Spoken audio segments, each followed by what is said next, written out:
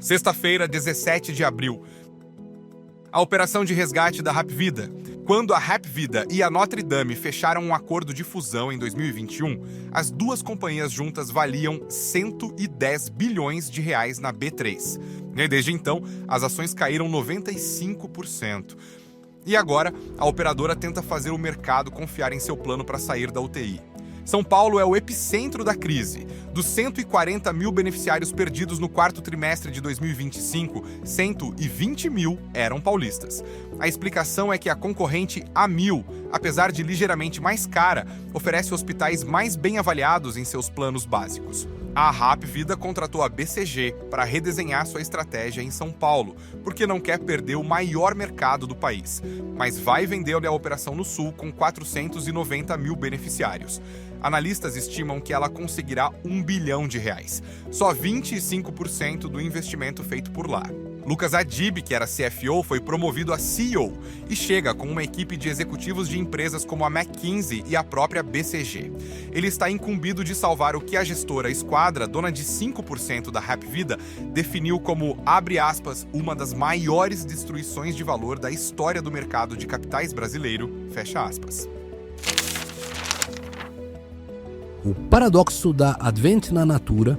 O fundo de Private Equity Advent acertou comprar uma posição de 8 a 10% na Natura ao longo de 6 meses, com direito a indicar 2 conselheiros, a um preço médio de R$ 9,75 por ação.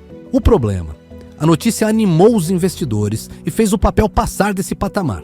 Na TU3 fechou hoje em R$ 10,10. Agora, segundo o pipeline, a Advent espera o preço baixar.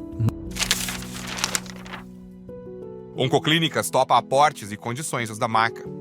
A Oncoclínicas aceitou ontem um empréstimo de até 150 milhões de reais oferecido pela gestora americana Mac Capital, que detém 6% da rede, em parceria com a Lumina. O aporte, que resolve temporariamente a compra de remédios para os pacientes, veio com condições. O fundador Bruno Ferrari e o ex-presidente Marcelo Gasparino cederam seus assentos no conselho ao indicado Matheus Bandeira, ex-CEO da Oi, e ao médico Carlos Gil, atual CEO da Oncoclínicas. TCE de Minas Gerais segura a privatização da Copasa.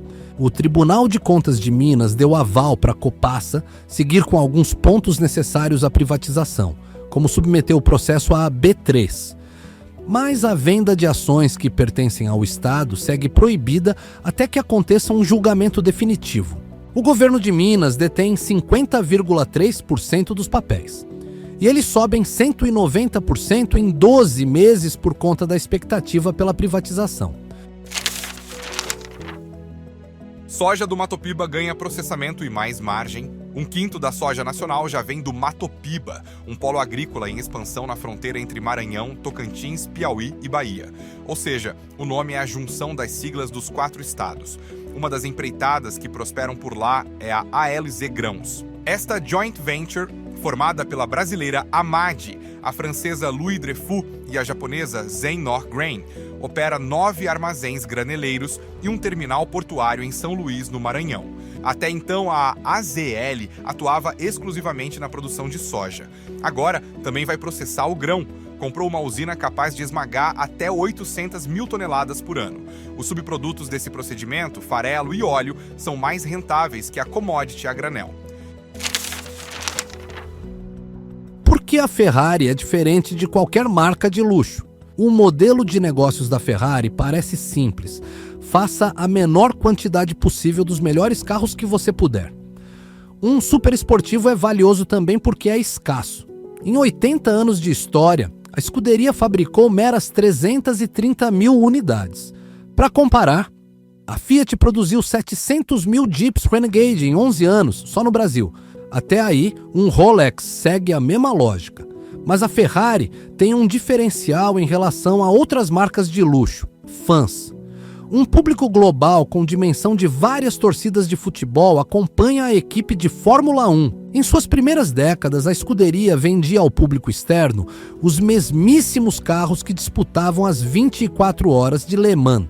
Oferecer os super esportivos aos entusiastas era só uma forma de financiar a atuação da marca no automobilismo, que era o foco. Isso mudou na década de 70, graças ao executivo Luca de Montezemolo. Ele apostou que os fãs endinheirados talvez preferissem dirigir Ferraris de passeio luxuosas em vez dos carros instáveis e indomáveis das pistas, e transformou o cavalinho numa grife de luxo sem perder a raiz esportiva. 8 bilhões de reais. Esse é o aporte de capital que os credores da Raízen estão cobrando das controladoras Shell e Cosan. A sucroalcooleira está em recuperação extrajudicial com uma dívida de 65 bilhões de reais. Por hora, a Shell mantém o aporte anunciado originalmente, de 3 bilhões e meio de reais. Por sua vez, a Cosan não põe um centavo. Mas o controlador da holding, Rubens Ometo, se comprometeu com 500 milhões de reais.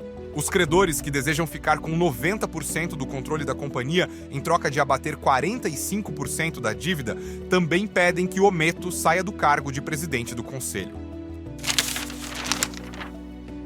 Exportações de petróleo brasileiras para a China. A China é o destino de 38% dos petroleiros que passam pelo Estreito de Hormuz. Com o bloqueio, o barril brasileiro despontou como alternativa. Entre janeiro e março deste ano, o Brasil vendeu 16,5 milhões de toneladas de petróleo à China, por 7 bilhões e 200 milhões de dólares. É um volume 122% maior que as 7,4 milhões de toneladas do primeiro trimestre de 2025. As exportações para a Índia também saltaram um bocado no período, 78%. No caso deles, a culpa não é só do bloqueio. Os indianos foram forçados a interromper as importações de petróleo russo sob ameaça de tarifas dos Estados Unidos e apelaram para nós. Esta marca de tênis quer abrir um data center. Os tênis da Allbirds já foram uma febre, mas a empresa, que chegou a valer 4 bilhões de dólares, entrou em crise e vendeu quase todos os seus ativos, inclusive a marca, por 39 milhões de dólares. Agora, anunciou que vai se reinventar com data centers de inteligência artificial. É uma jogada imprudente. Chips da Nvidia estão em falta e os 50 milhões de dólares anunciados em investimentos são irrisórios perto dos orçamentos bilionários do setor. Após o anúncio, as ações subiram 600%, mas permanecem 90% abaixo do valor na época do IPO. É isso, boa sexta-feira! Esse foi o Essencial, o podcast do Invest News baseado na nossa newsletter diária. O áudio aqui foi gerado por IA, a partir das vozes dos nossos jornalistas. Se você quiser receber a versão escrita por e-mail, o link está aqui na descrição do episódio. Até amanhã.